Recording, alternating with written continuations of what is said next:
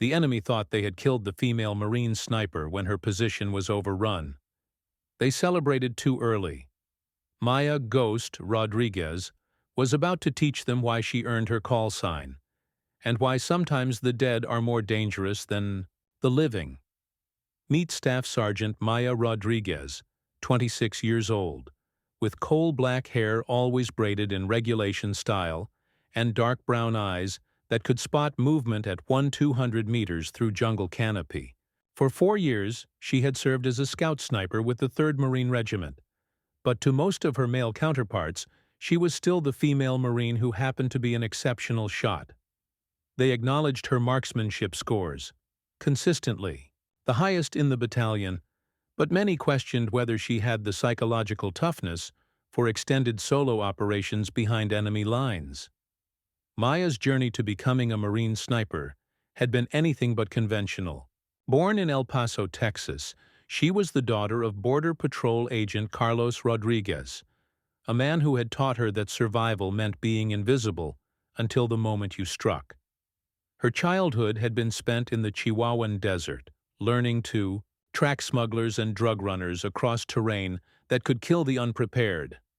Mija, her father would tell her during their weekend hunting trips, the desert teaches you patience. You wait, you watch, you learn your target's patterns, and, when the moment is perfect, you take the shot that matters. Carlos Rodriguez had served 2 tours in Vietnam as a Marine reconnaissance specialist before joining the Border Patrol. His understanding of fieldcraft and survival came from experiences that most people couldn't imagine. Maya's teenage years had been spent mastering skills that other girls her age never encountered. Long-range shooting with her father's custom rifles, tracking techniques that could follow a trail through rocks and sand, survival methods that turned the harsh desert environment into an ally rather than an enemy. She could remain motionless, for hours, invisible to prey that passed within feet of her position.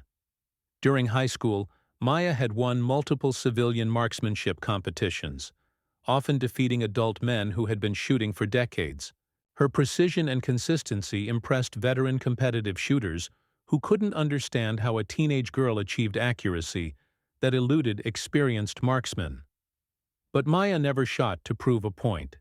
She shot because it was as natural as breathing. At 18, Maya had enlisted in the Marines against her family's wishes. Her parents had hoped she would pursue a degree in criminal justice and follow her father into law enforcement. Instead, she chose the infantry, knowing that combat arms roles were where she belonged. Her recruit training scores were exceptional, across every category, but her marksmanship scores were beyond exceptional. They were legendary. Marine Corps Scout Sniper School had been the greatest challenge of Maya's life.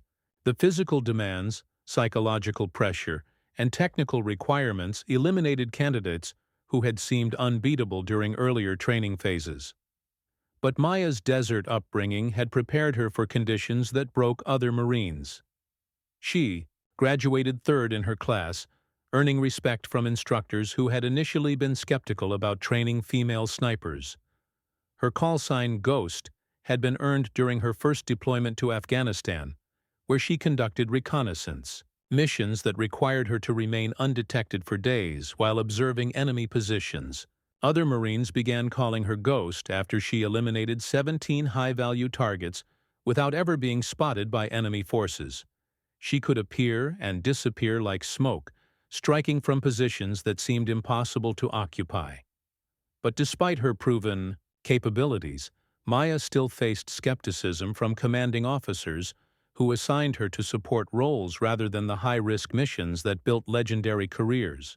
She conducted overwatch operations, provided long-range reconnaissance, and eliminated specific targets, but she was rarely given the independence that male snipers with inferior records received routinely. Colonel David "Hammer" Harrison was old-school Marine Corps, a decorated veteran who had built his reputation during the height of operations in Iraq and Afghanistan. At 48 years old, he commanded the 3rd Marine Regiment with traditional attitudes about women in combat roles. Harrison respected Maya's shooting abilities, but he questioned whether she possessed the mental toughness required for the most dangerous missions. "Rodriguez shoots like a machine," he would tell other officers when forced to acknowledge her capabilities. But when you're alone behind enemy lines for days, facing capture or death, you need more than marksmanship. You need killer instinct that I'm not sure she possesses. Harrison's doubts weren't malicious, but they were persistent. He had never seen a woman operate independently in the kind of high-stress, life-or-death situations that defined elite snipers. The mission that would change everything began as standard reconnaissance.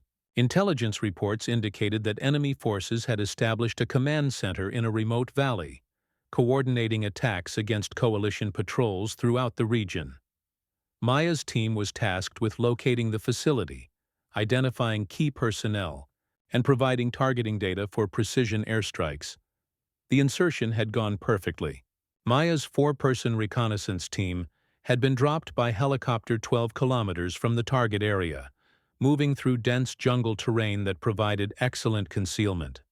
Team leader Sergeant Mike Thompson, radioman Corporal Dave Wilson, and forward observer Lance Corporal Tony Martinez were all experienced Marines who had worked with Maya on previous missions.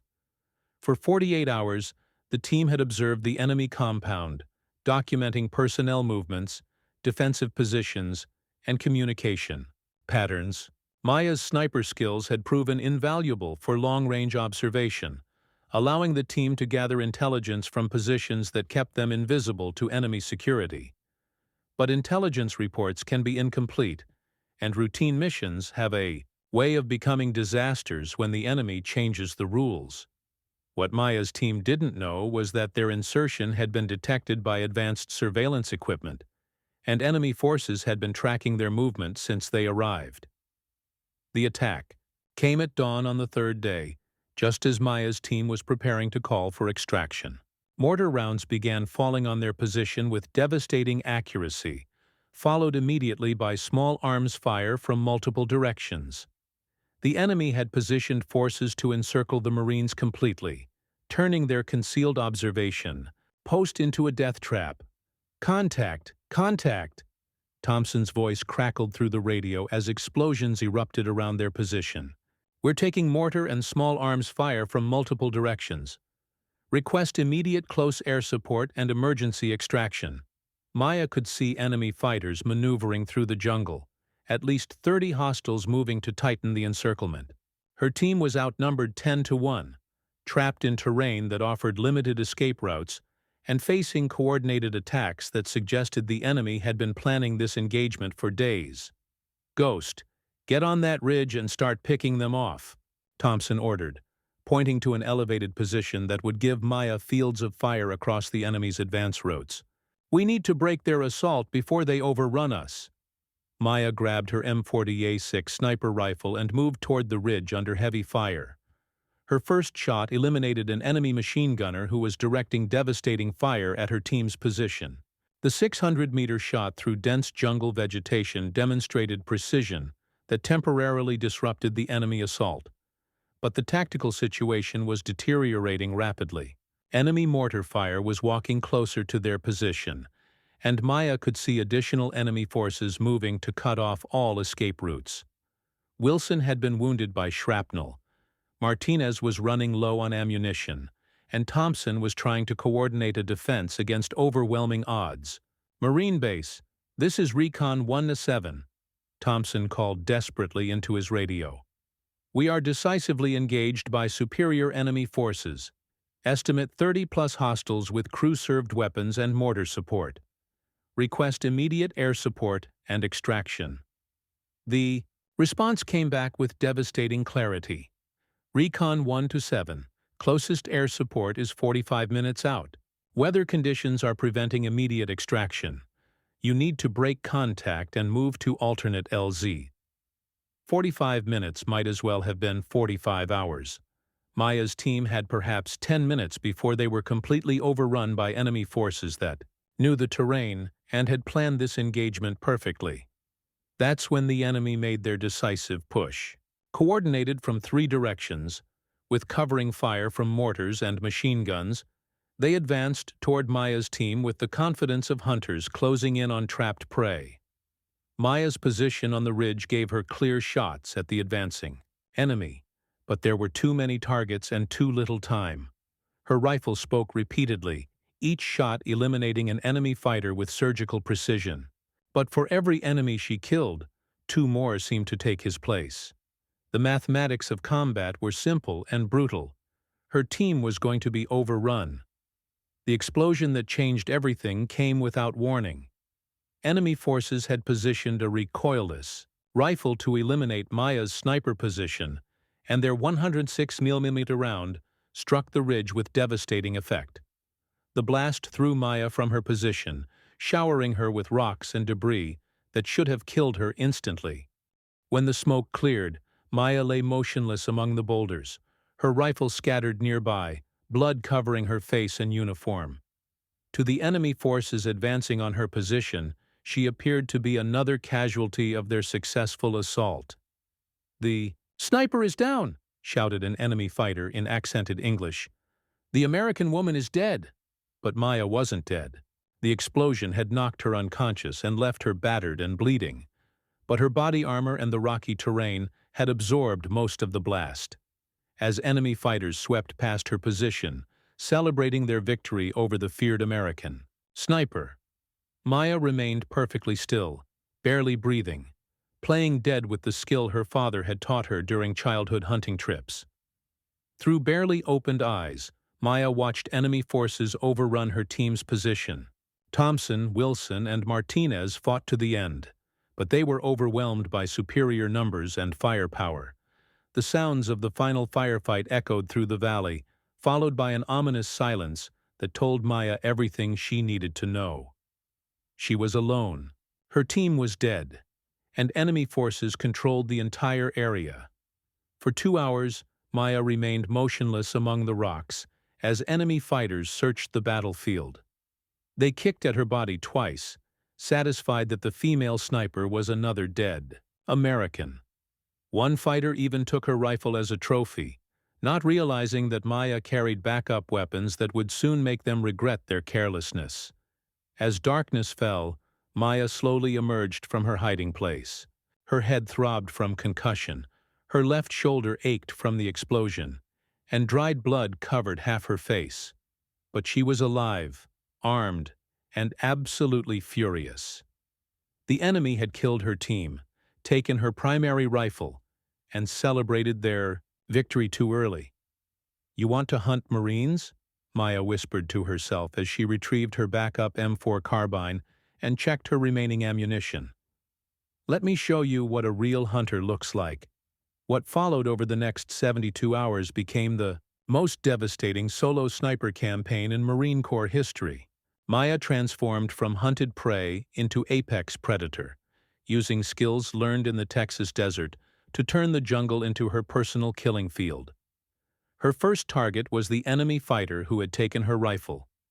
Maya tracked him for 3 hours, learning his patrol route and identifying the moment when he would be isolated from other forces. The shot came from 400 meters, striking him in the head with precision that sent a message to every enemy fighter in the area.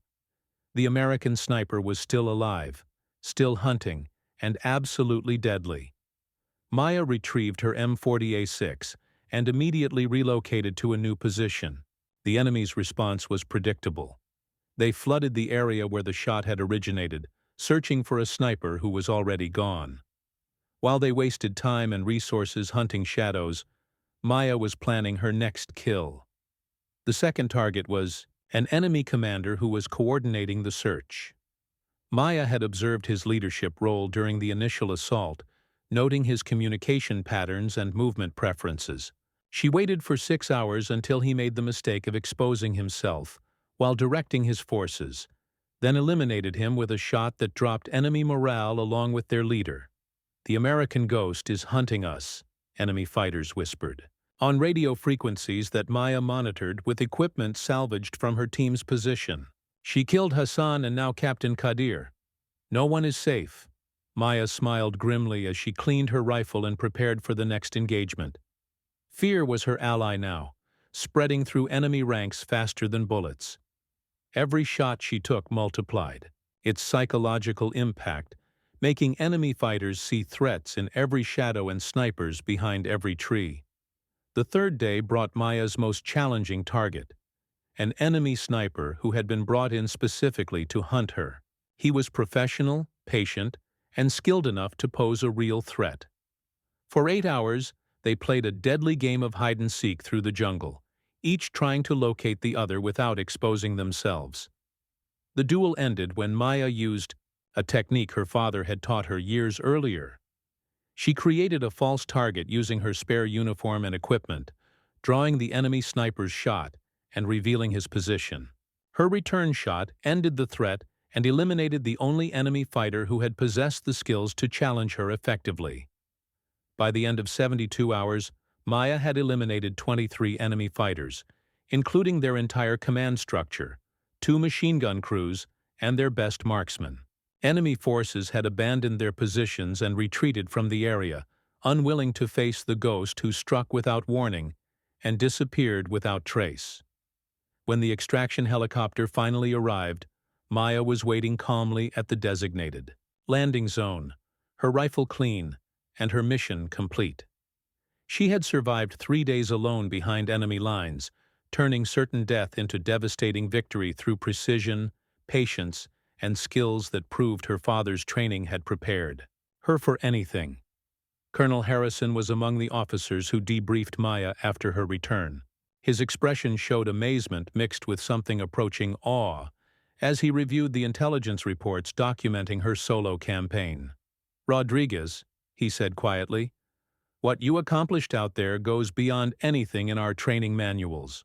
23 confirmed kills, enemy command structure destroyed, and their entire force withdrawn from the sector. How did you do it?" Maya looked at the colonel who had questioned her psychological toughness and tactical capabilities. "Sir, you taught me that Marines don't leave Marines behind. My team was gone, but their mission wasn't finished. I just made sure the enemy paid for what they did." The after-action reports from Maya's solo mission became classified case studies examined by special operations commands throughout the military.